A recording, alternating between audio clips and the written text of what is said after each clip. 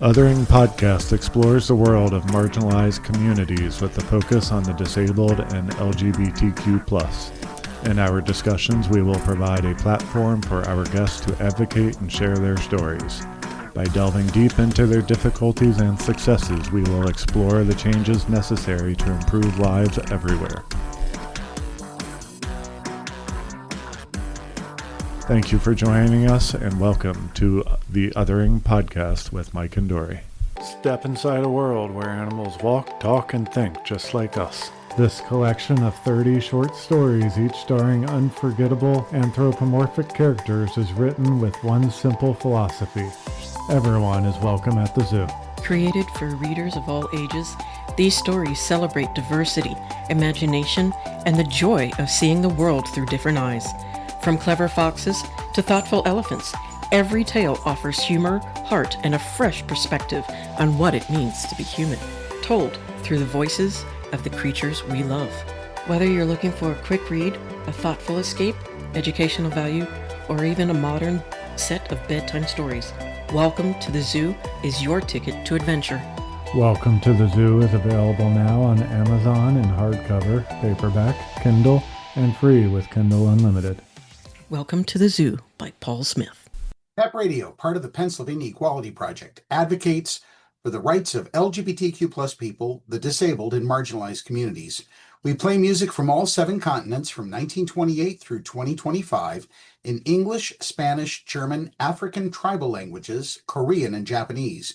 We also offer news, history lessons, and are proud to include the Othering Podcast in our programming lineup. Tune in on the Live 365 app, Roku, and Alexa every Saturday and Sunday at 4 p.m.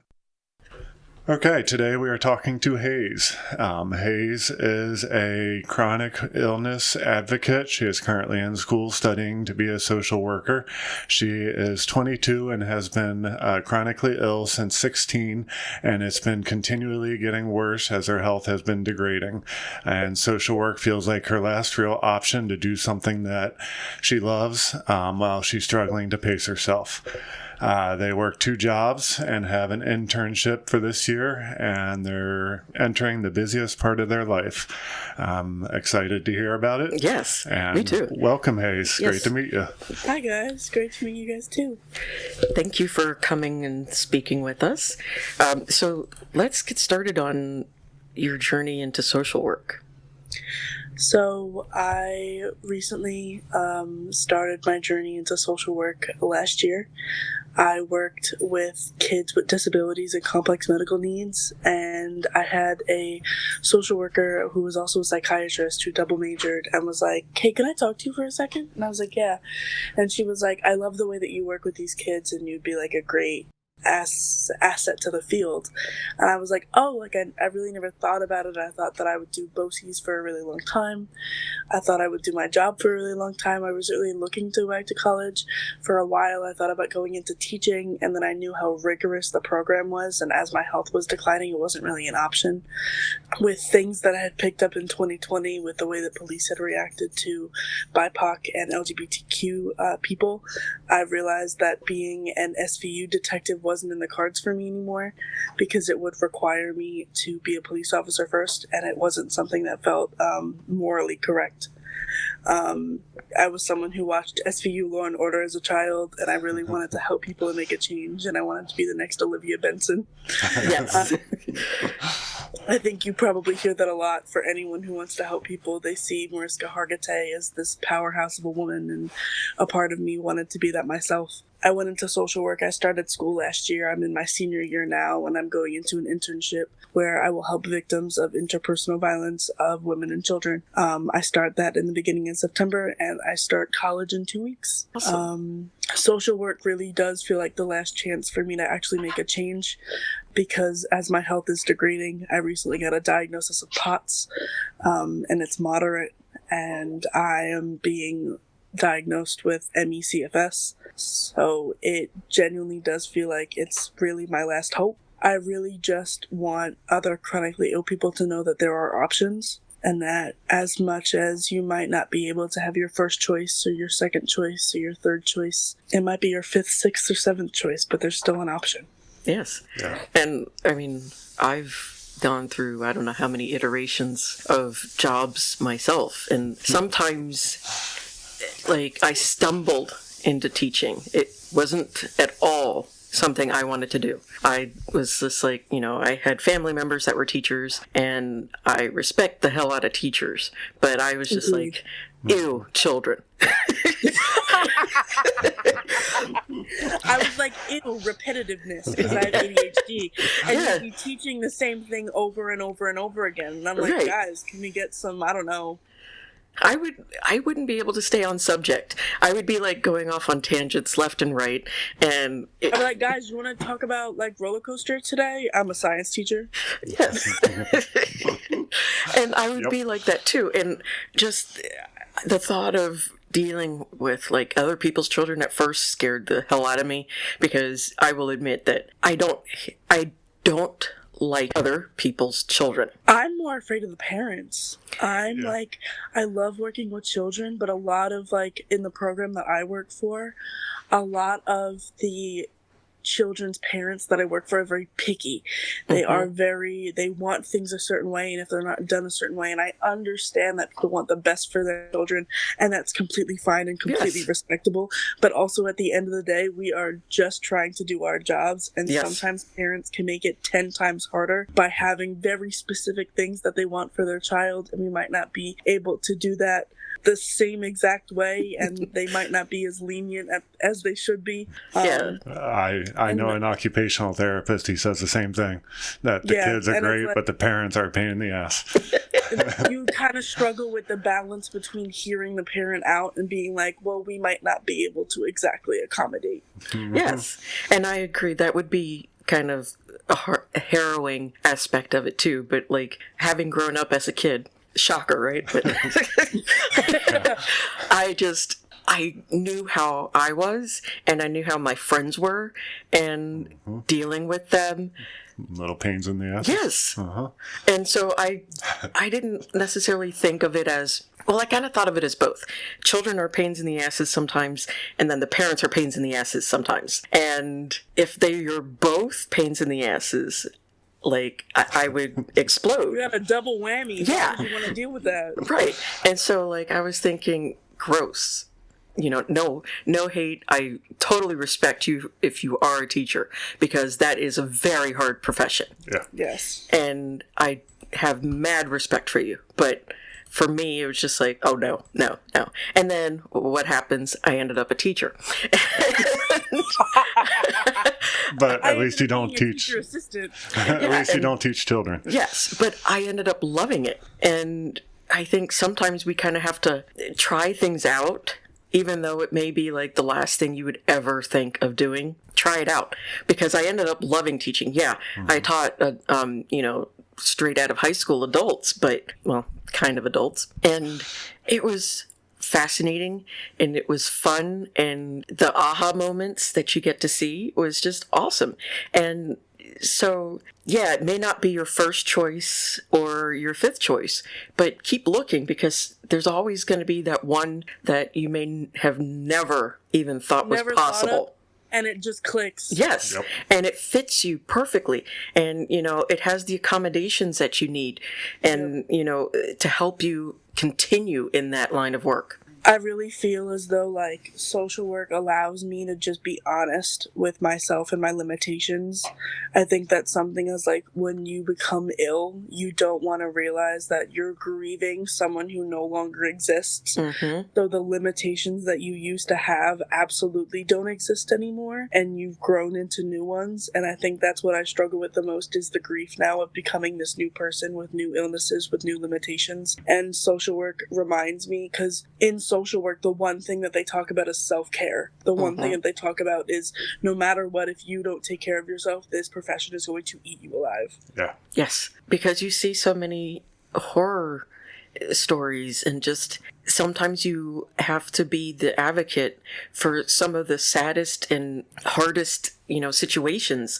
And it breaks my heart, some of the things that I have heard, because in high school I had to write a paper, and it was one of those thesis papers, and I had to do it on social work for adoptees. And just that part alone was just like, what the hell?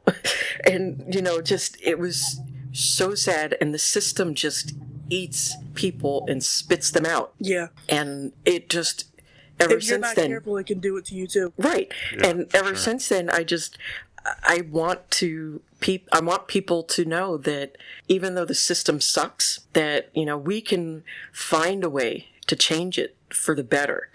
And, there's ways we got to do it, because you shouldn't be called to do something and then it just totally destroys you. Yeah.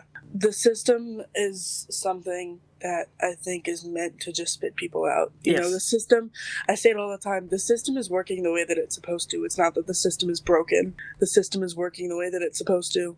And if it's not our job to change it, then whose job is it? Because at the end of the day, you have an opportunity, you have an obligation, and if you're not, you're negligent. Right. Yeah. I totally agree. 100%. That it is not, I used to think that the system was broken, but as I've gone on and realized, no, it's 100% working exactly how it was designed to work. And, that's part of capitalism, and eat them and spit them right back out. Suck every last ounce of energy and love and care, everything out of a person, and then once you've got a husk of a shell, throw them away. Yep. And we shouldn't want a system that works that way. No. Because I think when we have systems that work for everybody ends up flourishing more than they could even dream of. We watched it during COVID. Yes. Yeah. We watched it when people had more money and we left nature alone and we didn't feed off of everything. Mm-hmm. And we let things reset. The world was healing. And I mean that literally. Yes. It was. And it's sad that it takes a plague of any kind to have to, make people stop and sit back and be like, wait a minute, this could be better. And I hate to say it, but we went back. Yes. Oh, yeah. Yeah, definitely. People, as soon as the world was healing, was like, this is not the way that it's supposed to be. And you had all the COVID deniers. And I hate to say it, but COVID still exists, and it's still a mass disabling event, and it's still hurting people, and it hurt me, and it could hurt you, and you're not immune to disability, and you're not immune to COVID, and you're not immune to long COVID, and you're not immune to ME CFS. You think that you are unstoppable until you're not. Right. And I want to, add to it that especially in fascist dictatorships, things like that, in those types of things, that at any given point, the government can decide you're disabled and lock you away. So we as a people need to fight back on that and create a system where it welcomes everybody, and that so that nobody is, lobotomized because they said no. No is an acceptable sentence, and everybody has the right to say no. And if somebody is trying to decide, well, I don't like the fact that you said no, so I'm going to lock you away. I mean, what kind of bullshit is that? Yeah. So I want to ask you, if it's okay, about I'm an open book. The first thing that you should know about me is I'm an open book. You can ask me anything. I wanted to ask you about your ME. Can I ask a question real quick before we get off social worker topic? Yes. You had mentioned you're going to be working with specific people. I think you said trauma, right? Trauma and interpersonal violence. So What's that? Interpersonal violence means is that it's violence that is sustained and or done during relationships. Okay. Was that by your choice, or was that what you were given? Partially both. Okay. I have a bias against men, and I will say that first and foremost as someone who you will learn that we all have biases, and if you're not truthful about them, of course, they will eat you up. I've been a victim of sexual assault and violence myself, so I wanted to give back in a way that didn't harm myself, but didn't hold me back from helping people. And the biggest thing that you learn in social work school is that you need to, one, be aware of your biases and know when they are a way in which you might need to step back and reevaluate. It's something that I'm continuously working on. The first option was to work in a homeless shelter with men, and I said I can't do that. I wouldn't be of use. I wouldn't be of help. I would be too afraid. Mm-hmm. And I hate that that's where I am, but it's where I am, and I can't sit here and say that, like, it's not where I am. And then they had given me that second option. I said, that's perfect. And yeah, makes sense. I like the fact that you were open about that, because we all definitely have prejudices and biases and things, and that's kind of, innate in our nature, because that's how we survived so far. This far, is by looking at certain things and understanding that, well, that could be danger. You don't, oh, look, lava, let's jump in and see how it feels. Ooh, warm. Yeah. You don't, it's kind of an innate sense, and we need that. But we also have to understand that we have those biases and prejudices. And sometimes you might see a person, and if they look a certain stereotype or something, and you're just like, as long as you understand it and you try to do better, that's all you can do. That's all. Yeah, that's all you can do. It's when you know it and you don't try to do better. That's when it's a problem. When you don't try to make that extra step to say, you know what, this is my bias, and you don't need to apologize for it. Just I think, and don't act out on it. Yeah, you definitely don't act on it. But I think in a way that you should just keep acknowledging it and just try to do better. And sometimes it's hard, especially... It's absolutely hard to look at your trauma in the face and remind yourself that you're not invalidating it by going over your bias. Yeah. Right. That's a huge thing, is that sometimes when I think that actually kind of locks people in holding on to those biases and prejudices is that they feel like if they acknowledge it, they're then the bad person, or they're not able to, now I can't think of the word. For me, it kind of felt like if I looked at my biases and realized that they were wrong, that I was taking back my trauma and saying, oh, it didn't mean something, or oh, this wasn't as harmful as it was. But it's not to say that the trauma wasn't harmful. It's to say that you too can be harmful based on the harm that you are given. Thank you. Yes, exactly. And beautifully put, because I think a lot of times we want to silence our harms in order to benefit everybody else. And that's what we're told to do. Well, yeah, that is what we're told to do. And the fact is that by silencing our harms, sometimes we perpetuate a harm, not just to ourselves, but to other people. And it doesn't help. It doesn't heal you, and it won't heal other people. It's like drinking poison, hoping the other person will get poisoned. Exactly. This burns a little bit. Why aren't you dying?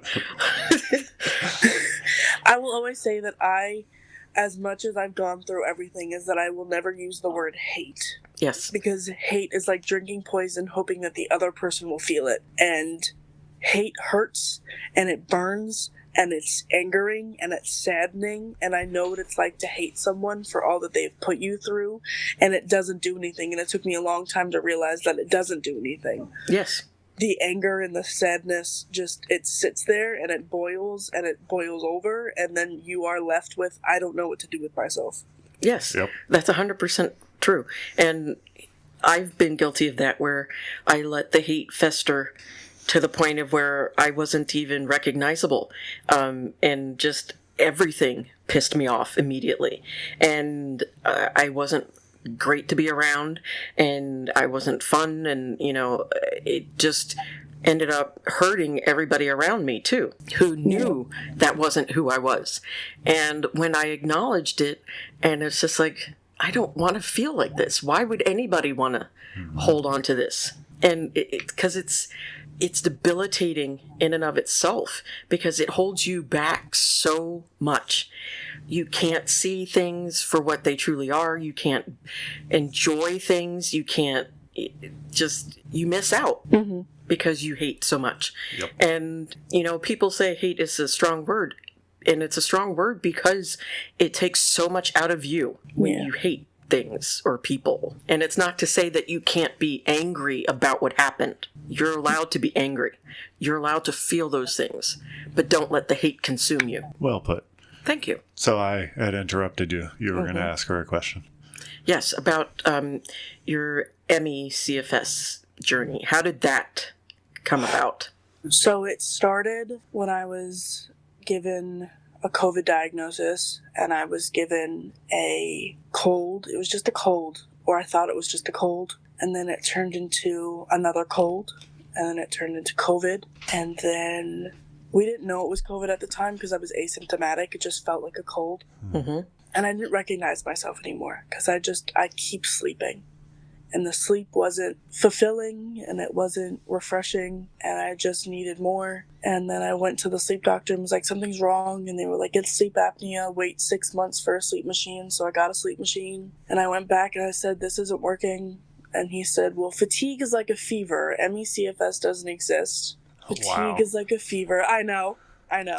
Fatigue is like a fever. It just means that there's something wrong. Well, I could have told you that, first of all. Yeah. Yeah. Hey, it's why I'm here. So I'm going back to a different neurologist. Good. I mean, what the fuck? Because I need help. I'm getting all these diagnoses. I was diagnosed with hEDS this year.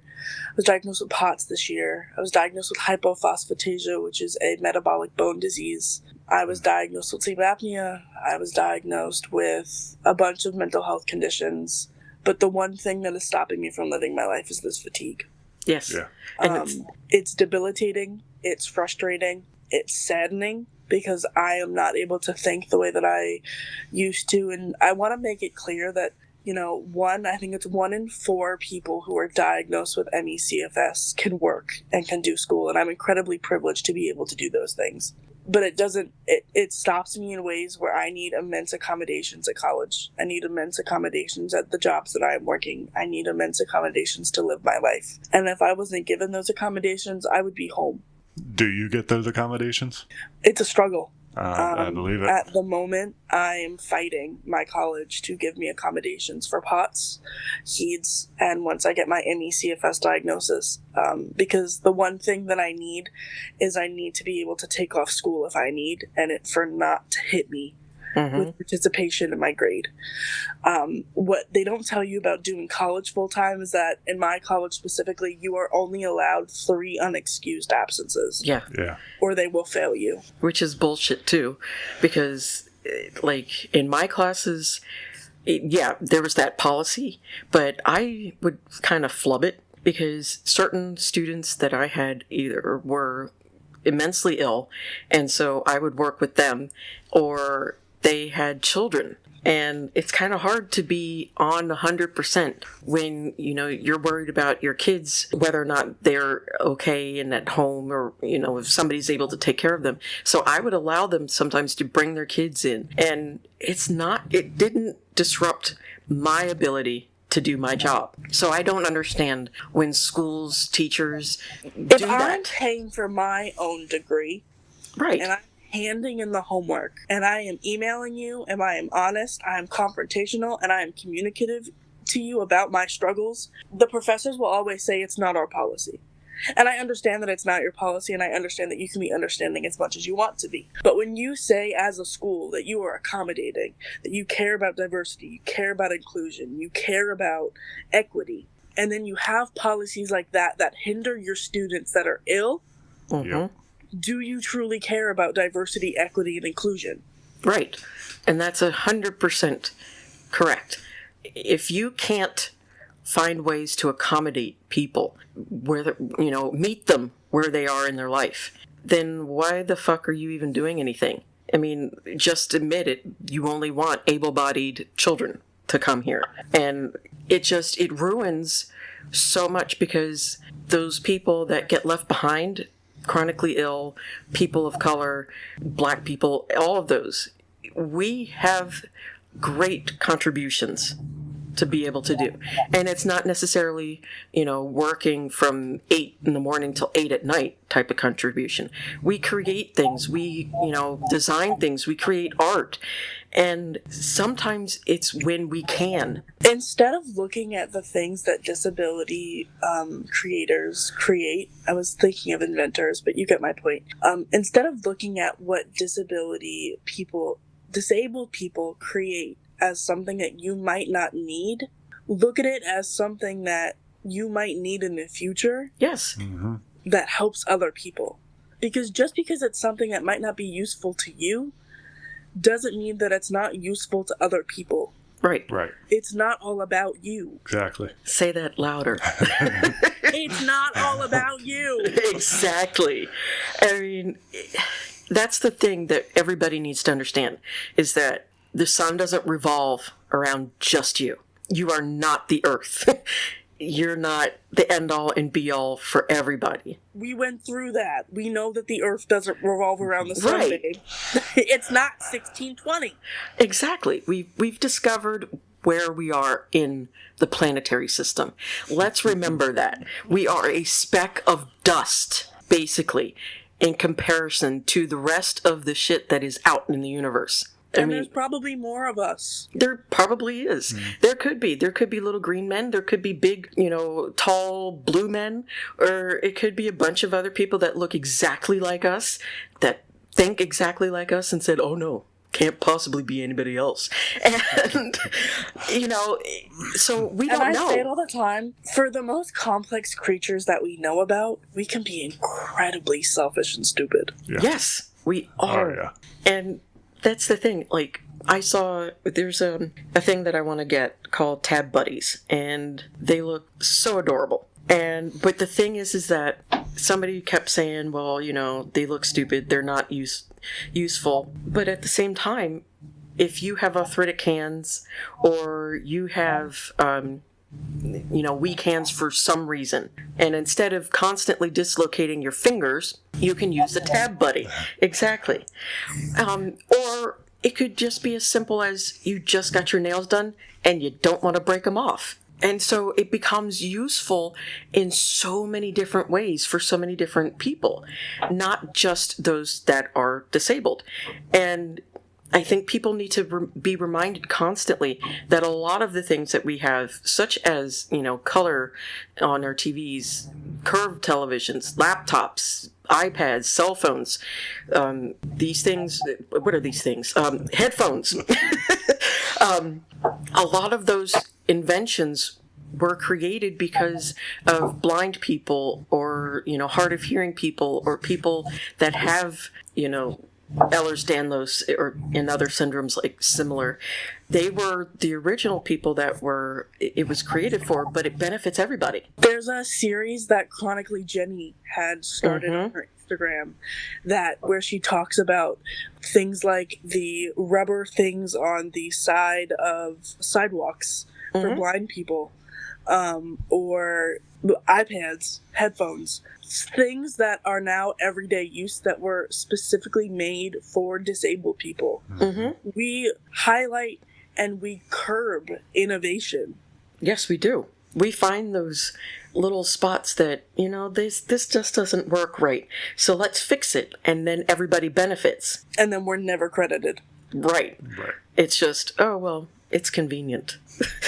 And they don't ever say anything. It might be convenient for you, but it's life-changing for every disabled person. Right. Like, for instance, those the curb cutouts were for people who were in wheelchairs.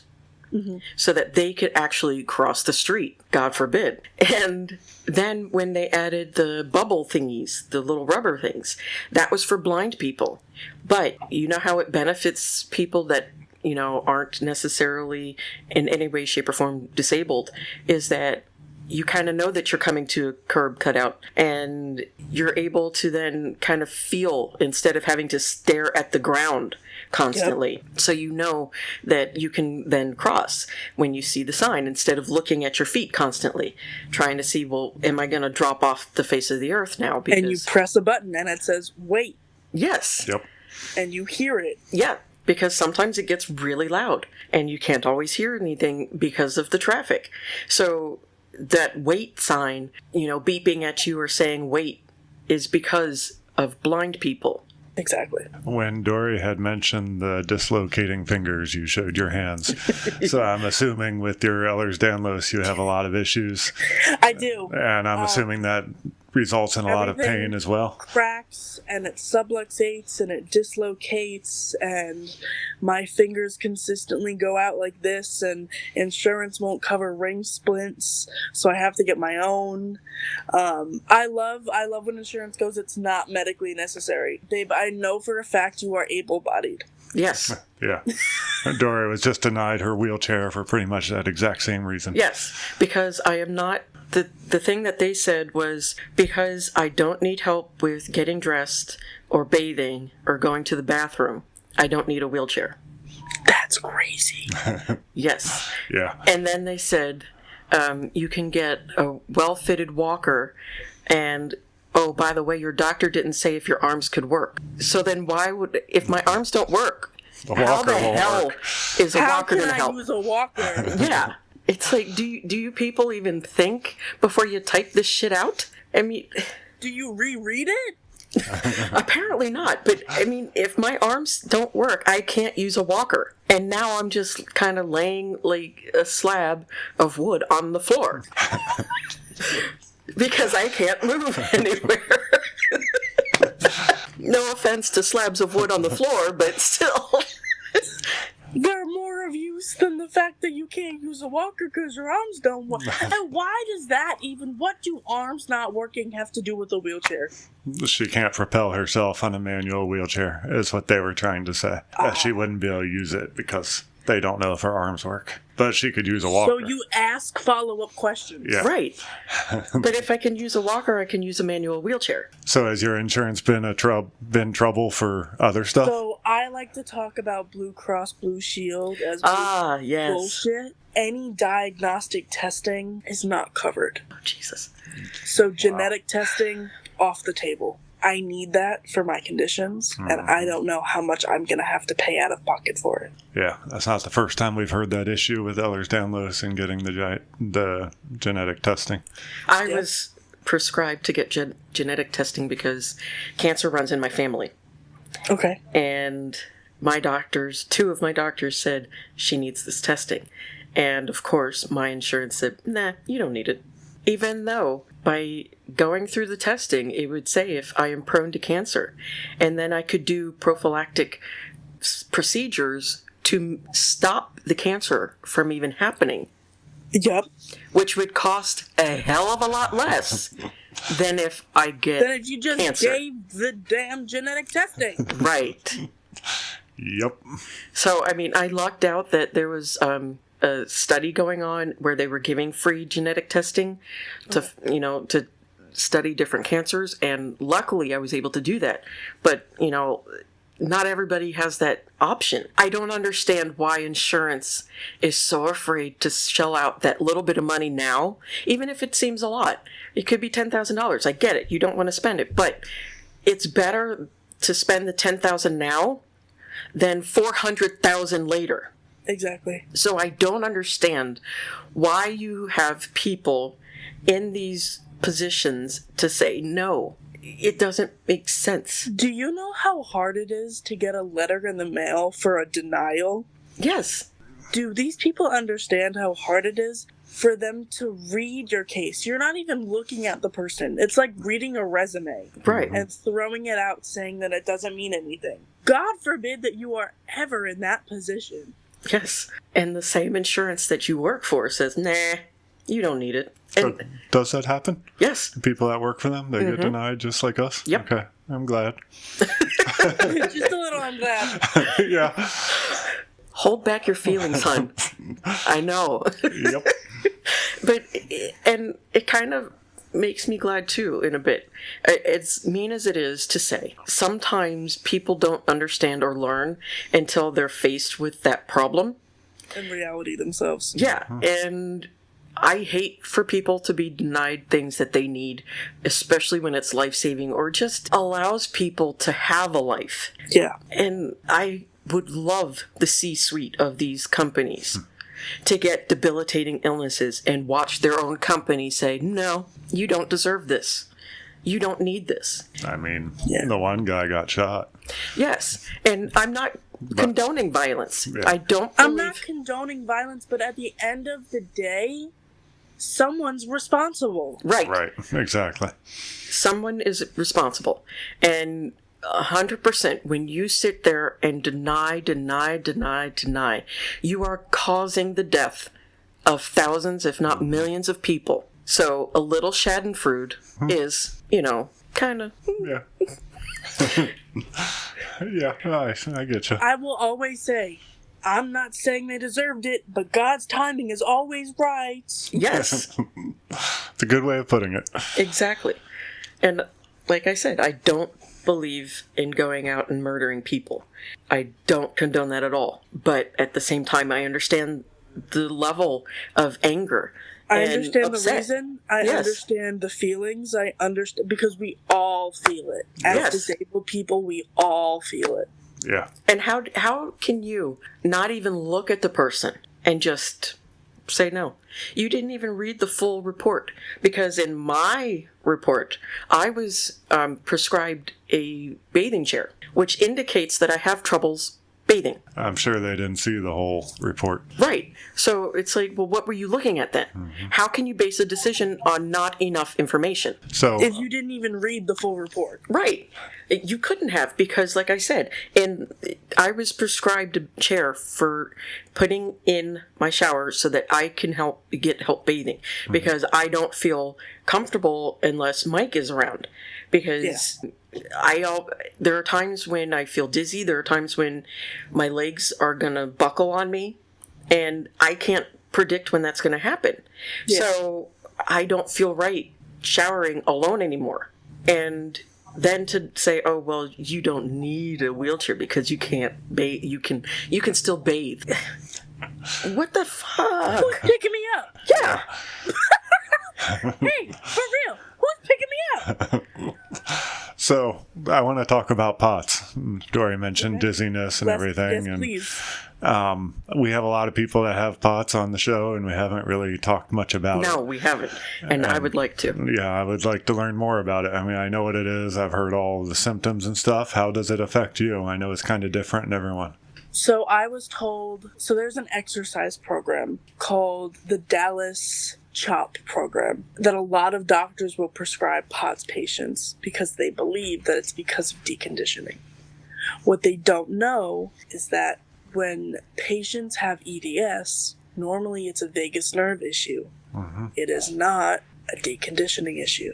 Right. And so when you give an EDS patient, now I have to go through this Dallas CHOP program. So excited. And then in the same breath tells me it's a chronic condition and that he can't just give me a magic pill, but you're going to put me into a Dallas CHOP program to decondition me to hopefully manage the symptoms. I don't understand what this man was thinking that he was saying, but it wasn't making any sense. No. For me, I'm so cold right now. I can feel it in my fingers and my hands. I'm numb. It hurts to move. But on the same breath, if I get up, my resting heart rate's like 80, it'll shoot up to 130. And I remember Chronically Kaylee had posted a thing where a lot of POTS patients will be like, well, my heart rate goes up to 150. My heart rate goes up to 200. My heart rate goes up to 120. Are you going to look at me and tell me that I don't have POTS? No. Right. Exactly. And so I feel like there's this kind of like sick Olympics when it comes to POT patients where it's like, well, how high does your heart rate get? Right. Why does it matter? Right. It could, honestly, you can have POTS at, like, if you're, say, like your resting heart rate is 50 and it goes to 80. Your heart rate goes up to 110.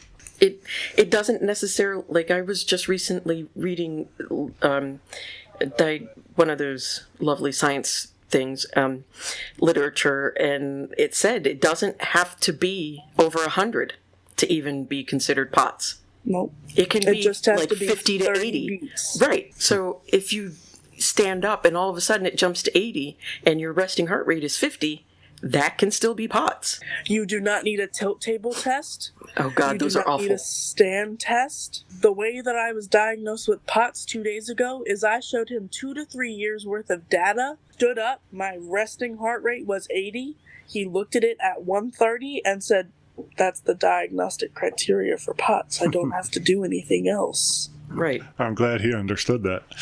No, me too. Me too. My favorite thing was the first thing that he said to me. It's what you did. He goes, "I see you're non-binary. What pronouns do you go by?" And I literally said, "I love you already." Because no doctor does that. Yeah, that's great. I'm glad that you were able to find a doctor that does that, because a lot of times they just, oh, she or he, or they just kind of say they, but what if you don't go by they? I go by all. Right. So what pronouns do you go by, and how do you say your given name? Or no, not your given name. You're like the chosen name. Excuse me. Yeah. And I was like, "Oh, I go by Hayes, and I go by all pronouns. It's lovely to meet you." Shook my hand immediately and was like, "What are you here for?"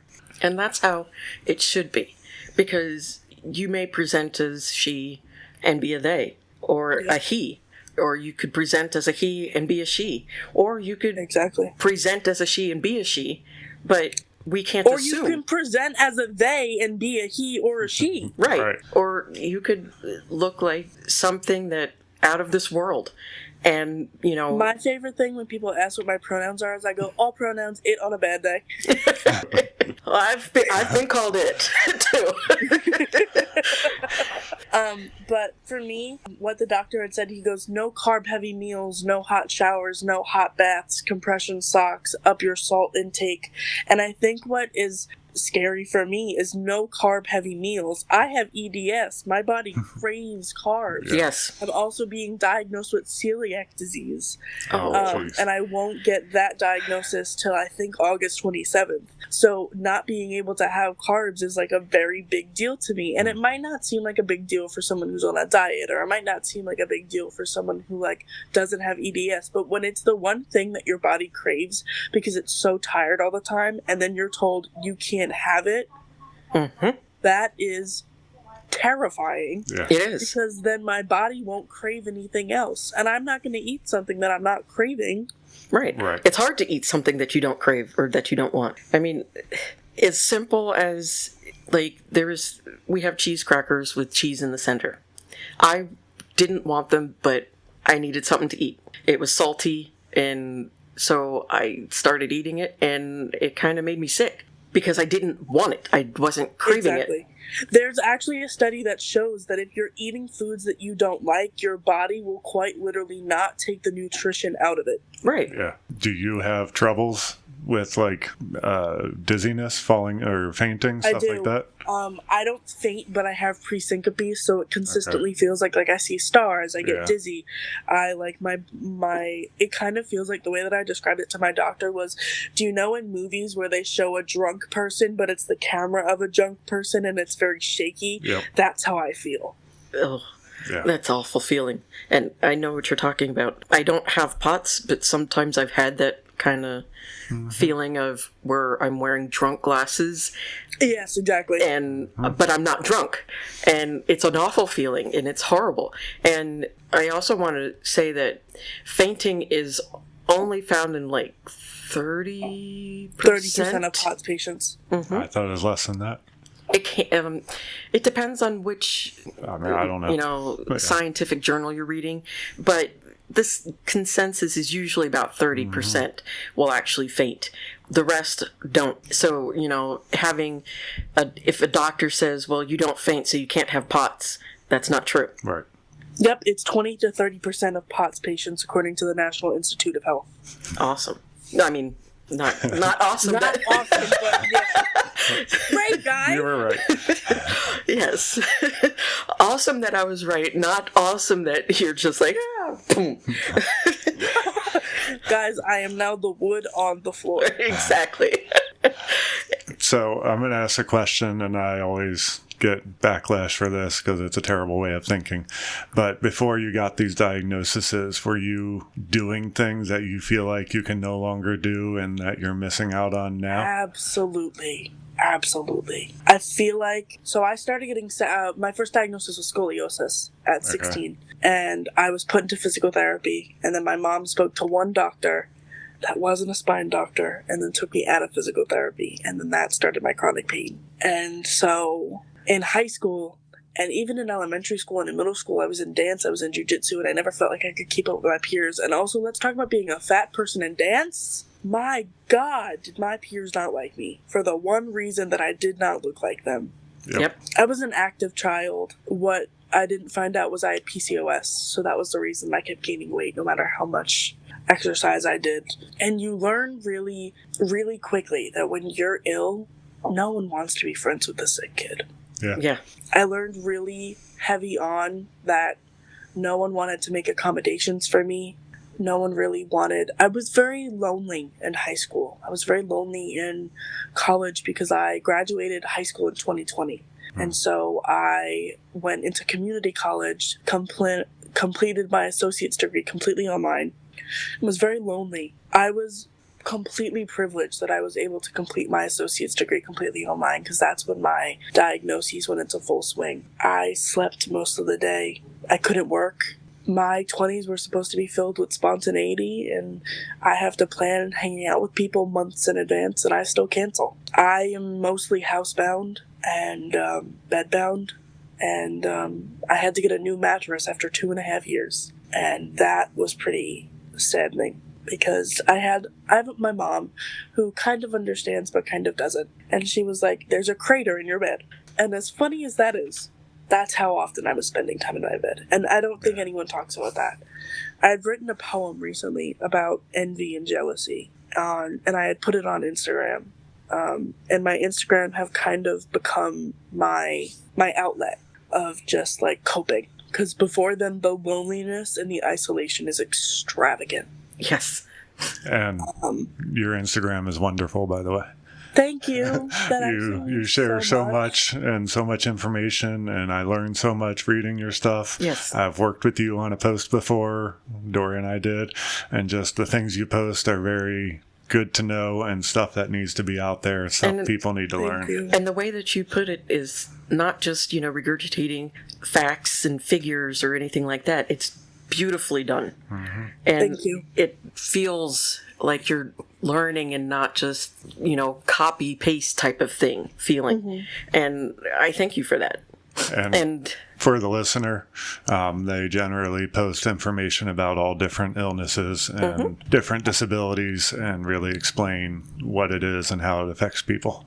And that's definitely something we have to talk about, is how it affects us in so many different ways. And the loneliness, I'm so sorry that you had that, because even though I was, one of those kids in high school where I was, friends with everybody, I still was alone. I always felt alone and lonely. And I tried my best to be one of those kids that befriended everybody so that everybody had a friend, because I knew what it was like to be alone. I didn't really get help until I was 18, and it's a weird feeling to want to be dead for most of your teenage years, most of your 20s, and then when you finally want to live, you become sick. I didn't want to live for most of my teen years, and I didn't want to live for most of my... I'm only 22, I'm turning 23 in a month, but until I was 21, I didn't know what it meant to actually enjoy life. And then I was diagnosed with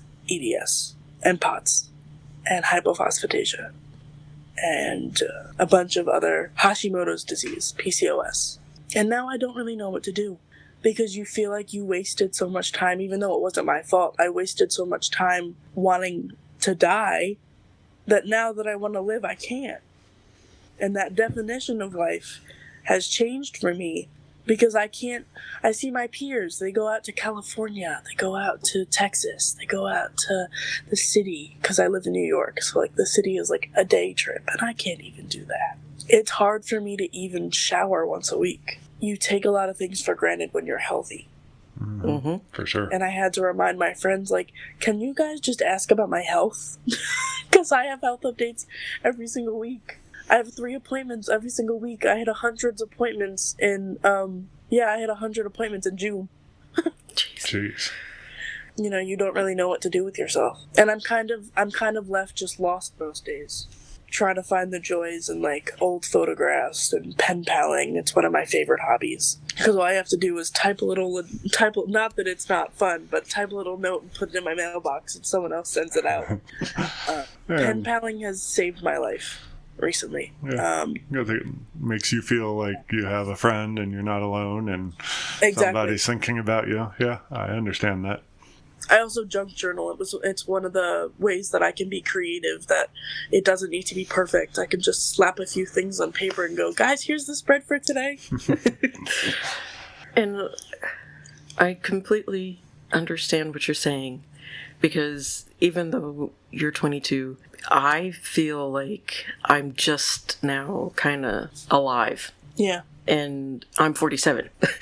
And, I went through my high school years not really wanting to be around because I felt like nobody cared anyway.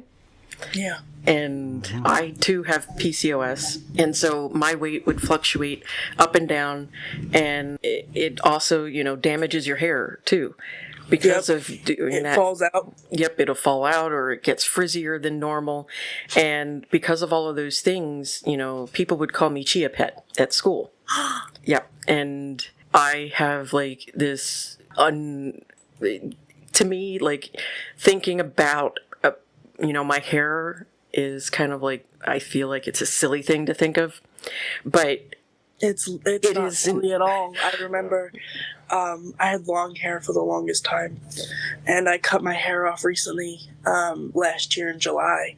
It was the most freeing feeling ever to just have it gone and to not have to worry about it. Because I no longer had to worry about. I remember like I have strawberry blonde hair, so I remember like I want to dye it. I wanted to dye it for years, but the one thing that stops me is people go, "Well, don't dye your hair. People would kill for it." And now I go ahead, babe. Go ahead. I don't know what to tell you. You'll be the one in jail. I'll be the one with dyed hair. Yeah. You got to do you. No, it's someone else wants. I understand that whole feeling of just kind of wasting your 20s, or in my case, my 20s, 30s, and some of my 40s, because I was so hung up on certain other things instead of actually enjoying life. Yeah. And I would, too, watch, my peers they had the types of jobs I thought I wanted, and they were being CEOs or COOs or, being successful. But this is based off of what I saw online. I don't know exactly that they're happy, that they're truly successful. And because success means different things for different people. Right. And instead of asking yourself what that means, I think like as people we only know what we see. Right. And so for a long time, like when I was in high school and everyone's like, I'm going to this college and I'm going to this college, and I'm like, I don't know what I'm doing. And you feel like a failure. Yes. You have no idea what life is in store, and you're only 18. Exactly. And people are like, well, what are you going to do for the rest of your life? And I'm like, I don't know what I'm doing tomorrow, babe. I have no idea. I got, made fun of because I didn't have on the bulletin board during my senior year what college I was going to go to. But that's because I was taking a year off in between, because I had busted ass in high school and I was just burnt out, and I knew that going straight into college was not for me. But I got mocked for that, and I felt like, well, I'm a failure because I wasn't going straight into college. But it turned out actually better for me in the long run, not having done that. But you don't know what you're going to do at 18. And I don't know what I'm doing now when I'm in college. I'm 47 and I still don't know what I'm doing. So, I mean, it's hard to say. You never will. Yeah, it's hard to say exactly. Some people can, and that's great, and more power to you. But some of us just don't know. Mm-hmm. And that's okay too, because the point of life isn't having everything figured out by the age of 5. Yep. Because then you miss out on so many other things that could bring you joy, or even more joy than what you had mapped out. And that's something that I didn't understand or learn until recently. That because I had a friend recently who had said something, because I had spent most of the summer bedridden from being normal people sick, is what I like to call it. Acute illnesses that ended up making me bedridden for most of the summer. And I go back to school in 2 weeks. And I remember I was supposed to go to a Mets game, and I did. But when I had come over and I was like, I've been bedridden for 3 weeks, but I've been looking forward to this, they were like, why are you here? And that's something that I don't think healthy people will ever realize, is that time keeps going in my head. Yep. It doesn't stop just because I'm sleeping it away. So yeah, was I bedridden for another 2 weeks after the Mets game? Yeah. But did I enjoy myself? Yeah. And that might not be a decision that you might have to make. You get to go to a Mets game, and then tomorrow you get to go to dinner with friends. Mm-hmm. Right. I was homebound for 2 extra weeks just for a Mets game. As somebody that I'm friends with, Gigi, she has said many a time that sometimes the pain and the exhaustion is worth it if it means that you get a moment of life. Normalcy. Yep. Yeah. And, sometimes you have to be, yes, we are chronically in pain. We are chronically ill. We are always hurting or feeling exhausted beyond belief, beyond imagination. And we still want to show up sometimes because life, like you said, doesn't stop. It doesn't, just because we're asleep and laying down on a couch or in our bed, all of a sudden the world doesn't stop spinning. Yeah. There's still 52 weeks in a year, and for most of it I will be in bed. But if for one day I can push it, I might. And sometimes it's worth the push. Sometimes it isn't, of course. And, we each have to kind of decide, when is it worth the push? And I think that is definitely something that, healthy people don't understand, that if I were to go out for, like myself, I want to say last summer or a couple of summers ago, we went to a car show, and I had been dying to see all of these old cars. I love old cars with a passion. I love old cars. There was a awesome show nearby, and we went and I walked it, and I regretted that for a good 2 weeks. Yeah. After that, I was in excruciating pain, but at the same time, I didn't regret it because I got to see the old cars, and that I love to see, Chevelles and Corvettes from the 60s and things like that. The 50s. Yeah, the 50s are ones. The hallmarker of cars. Yes, I love 50s cars. I mean, there was even a Model T there from the 30s, and it was awesome to see that. And sometimes it's one of those things where you kind of weigh I like to call them opportunity costs. A lot of times when you're healthy, you don't think of opportunity costs. You just do what you want to do.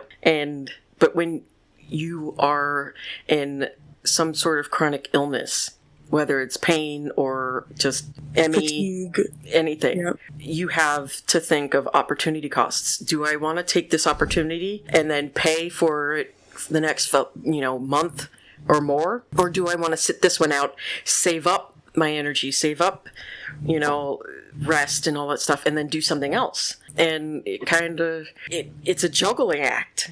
And it wasn't until recently that I kind of started thinking of it as, just different opportunities, as opposed to I'm losing out here or I'm losing out there. Because, changing that mindset, and I admit it is not easy to do. And I'm not one of those optimistic people where it's rainbows and kittens everywhere. Although that would be nice. I like to think that I'm one of those optimistic people, but sometimes that optimism will hit me straight in the face.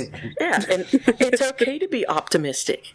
But, I do have a bias against overly optimistic people. Optimistic people, yes. Where I just want to smack them upside their head sometimes. Oh, I agree. Because there's a thing where you can be optimistic, but there's a thing where you can be negatively positive. Right. And negatively positive people just drive me up the fucking wall. And it just makes me madder. Because it's well, how can you be this happy, damn it? But I don't want to... You don't got anything going on? Yeah, I know. It's your arm fell off. But that's okay, because I still got the other one. No, bitch. Your arm fell off. Come on. Be angry. just something. But I digress. Anyway, but I just feel like now, especially, I have to credit my therapist, but like realizing that, yes, there's going to be opportunities where you get to do some, and sometimes you're not going to be able to, but dwelling on what you can't do doesn't help. No, it's not. And that was the poem that I wrote about jealousy and envy, and my therapist was like, it's not helping you that you are angry at healthy people for all the things that they can do. And it's normal to have that line of thought, but it's not helping you. And it's hard to not be jealous or not get angry at why me? Why was I dealt this? And, you get those feelings, and those feelings are normal. And, you'll go through stages of grief, the 5 stages of grief, off and on throughout the entire time. It's not just at the beginning or just in the middle. It's throughout. And it's okay to have those feelings, but, also realize that you're still here, you're still loved, and we need you. We need to start wrapping it up. Yes. Before we go, I wanted to let you let people know where they can find you, especially your Instagram, because it's worth finding. You can find me on Instagram at Chronically Haze. I post as often as I can. I use it as a coping mechanism. It's one of my favorite things to do with my time. If you want to connect with me, I often ask on my story if you would like to pen pal. I would love to get to know any of you if you would like to reach out. Mike and Dory, thank you so much for having me. And thank you. Truly, thank you for having this awesome conversation with us. I've thoroughly enjoyed it, and please get some rest so that, we can have you for tomorrow. Okay. Bye. Bye-bye. Bye. If you've made it this far, thank you so much for listening. Please leave a rating for us wherever you listen. Follow us on Instagram and TikTok. Othering Podcast is brought to you by Loudcore Productions in conjunction with your support. Your host, Mike and Dory Morris, graphics by Joshua Morris, and join us next week on the Othering Podcast.